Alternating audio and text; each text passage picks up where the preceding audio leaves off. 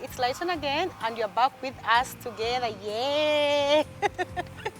I'm excited to be back. I'm always excited. I'm excited today because our guest is an accountant like me, so I'm very excited.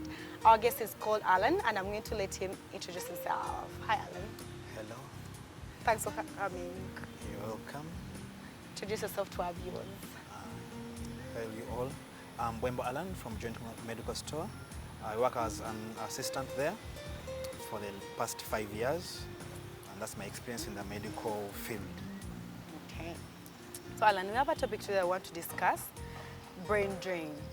I feel like in the recent years, 10 or so years, most people when they finish school, or some not even finish school, some just finish maybe senior 4, some senior 6, some P7, some university, and they travel abroad, both in the Western world, that is Europe, Canada, or USA, or Middle East, or Asia. What's your take on brain drain? Why do you think so many of our young people are leaving the country? I think it's about the age gap and the numbers, because from the recent statistics it shows that the youth contribute about like 50 or more percent of our population. So, and given our level of employment opportunities here, the opportunities we have can't cater for everyone here. Okay.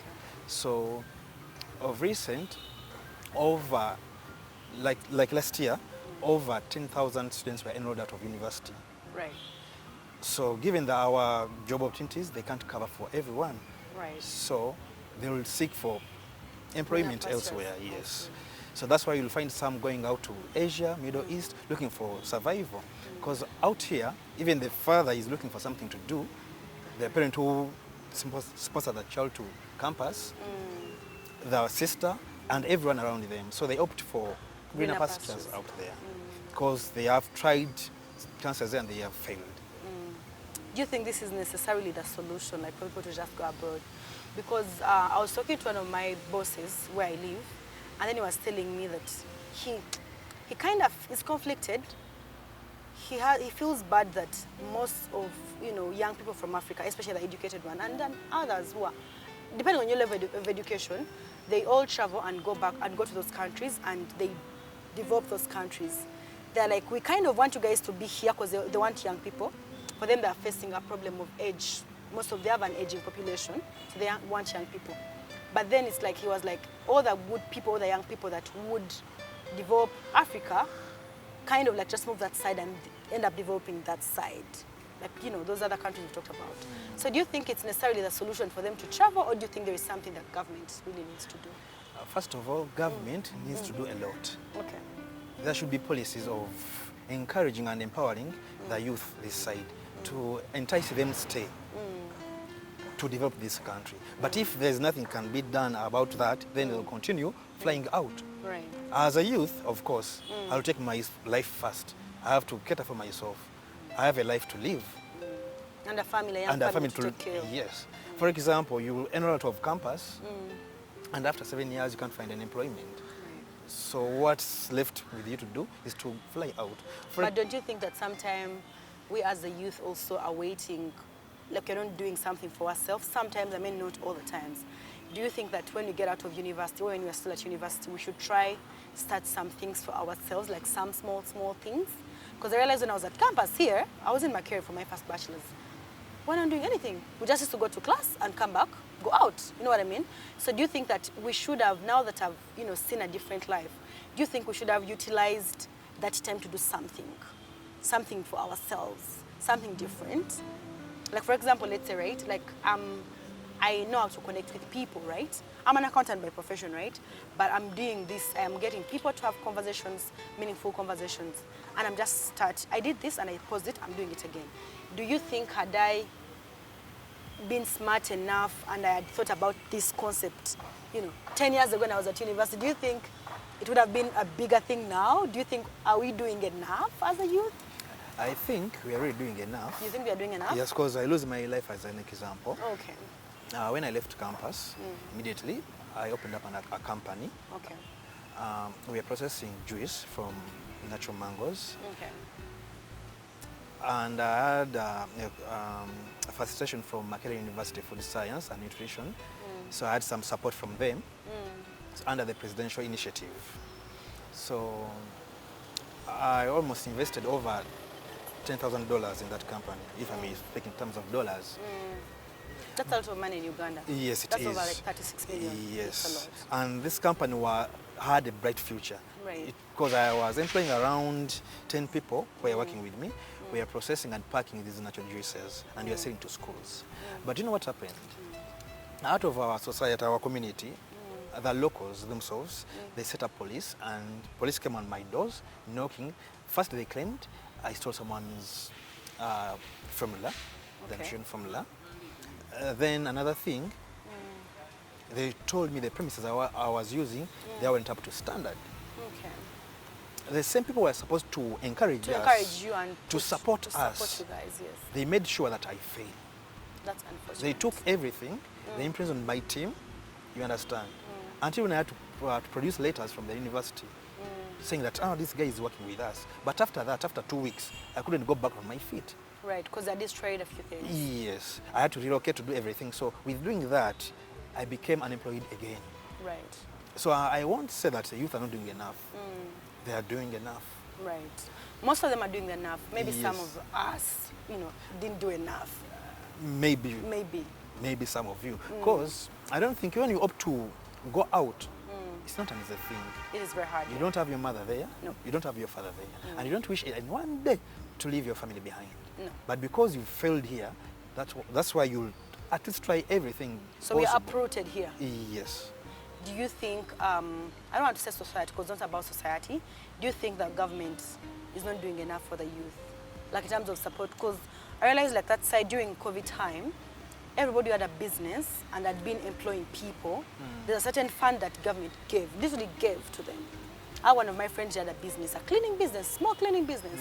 But he was paying employees and he was also paying taxes because obviously when you pay employees, you're paying employee tax and all that. Yes. And he got money, funding from the government, Yes. and his business boomed and he had more people. Like that side. So do you think here the government is not helping the youth enough? Or do you think we are not aware of government help? Of course, there's a gap in information flow. Okay. There's a gap.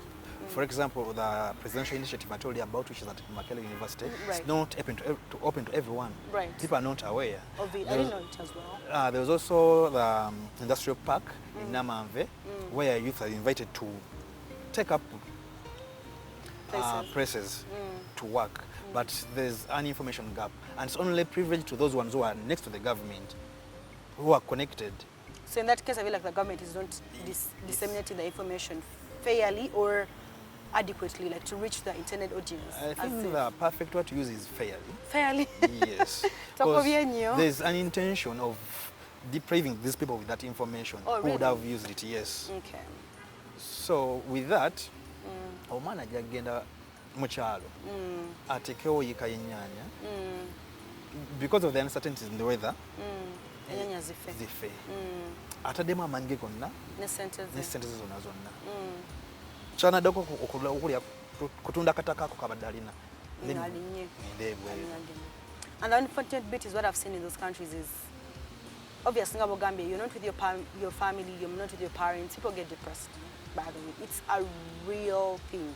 I've kind of, I think, been depressed at some point. Because like how we're all, me and you are normal people. Yeah. When we're there, you're black. It's very apparent. That's what defines you. You're a black You're person. black. Yeah. You're not your name, you're not your person. No, you're a black girl. And they even confuse us. You and him, the four of you could use the same ID. They can't tell the difference. They cannot tell the difference.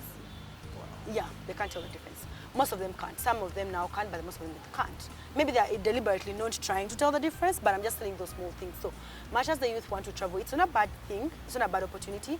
But I feel like you need to first outweigh. Like you need to first weigh. Like weigh options. So I've seen some people who have left this place when they're doing well, and they've gone that side and they think it's rosy, like the grass is greener. The grass is greener, yes and no, would be my analysis. Why am I saying yes and no? Depending on which age you're at, also, and the level of education. Let's say if you travel when let's say you have like your family here, you can make some small savings. When you go there, you're dealing with a new culture.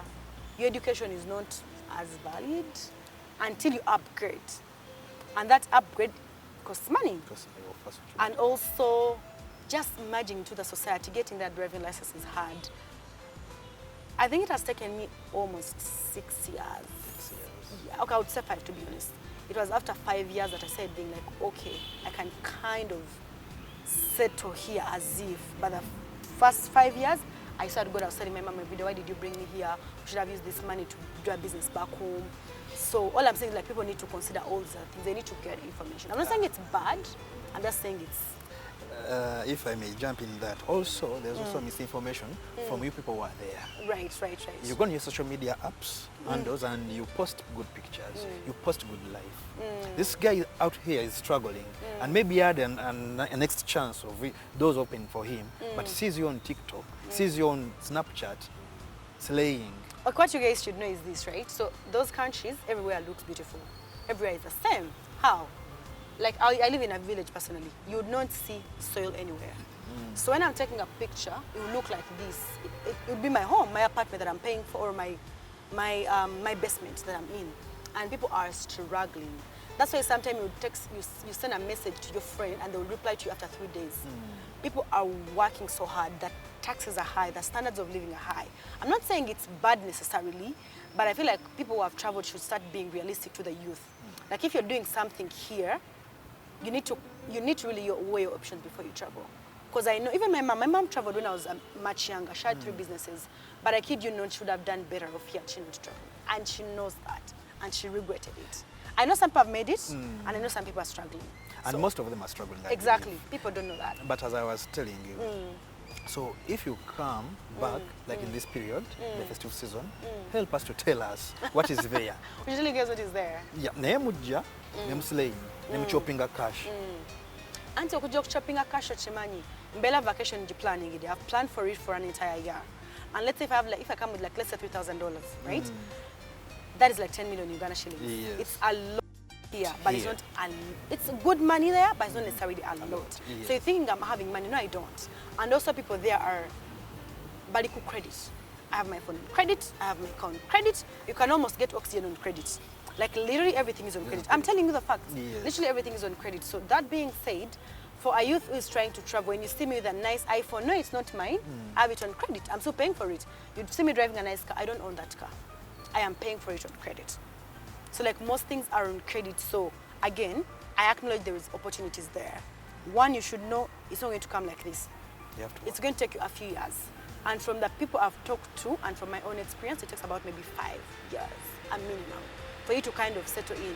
Unless if you've gone, let's say your wife is there and she has already gone, then she can bring you then there. She has already set up ground. Or your husband is there. So yeah.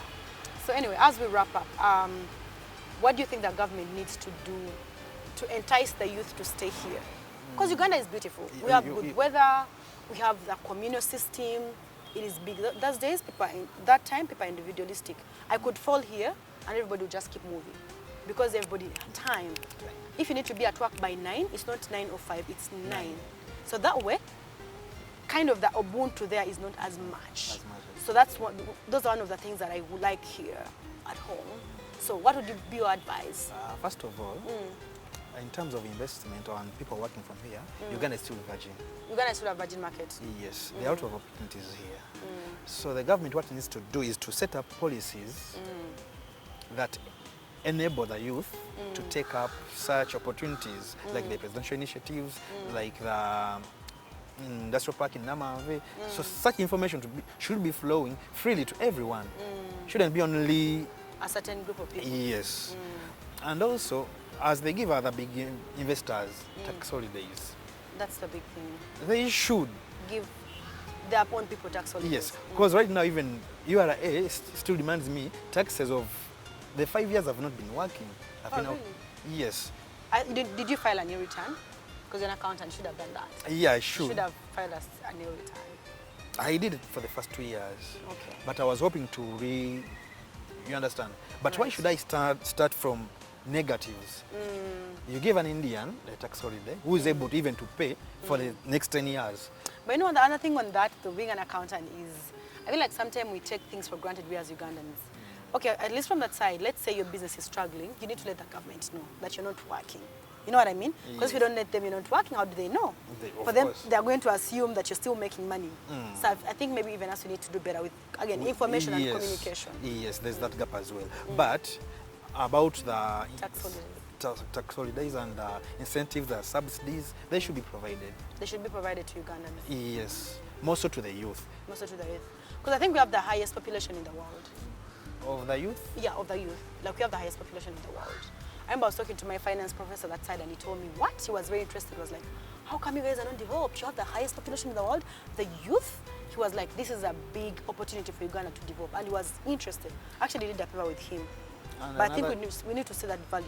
Another challenge, because the government is only using the youth for the political capital, not any other thing, the political capital. That's why they are so angry with our government. After using them during the campaigns, they are... Abandoned. Yes. The government needs to do better. Yes. Anyways, thank you so much, Alan, for having this conversation with me. We really need to do better. It sounds very, like, you know, sometimes when you've traveled and people are like, oh, Muba Mutulimba, Mubela Mutulimba, you guys want us to come, you guys are like jealous. No, we are not, or people are not. They're just telling you the reality. It's not a bad place, but also weigh your options. Some people make it here better than people that side. People there are struggling, people there are surviving. You don't necessarily call it struggle, but you break even. You can barely save.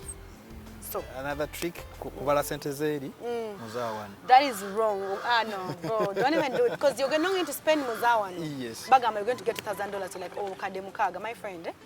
That one, you can't. That one, you need more than that. Rent, the taxes. Bagama, they're going to give you $2,000. Only 1,000, like 500 is going to come to your account, because we know sasa taxes ninji. After that, gawe gambi. The motor car is on plan. The phone is on plan. You're paying for your house. You're paying insurance. You're almost paying your life on plan. So you guys need to know that truth. Anyway, thanks so much for the conversation. It was really interesting. Thanks for watching. Don't forget to subscribe to our YouTube channel. Like, share, comment. Follow us on Instagram, like our Facebook page. We'll see you next time.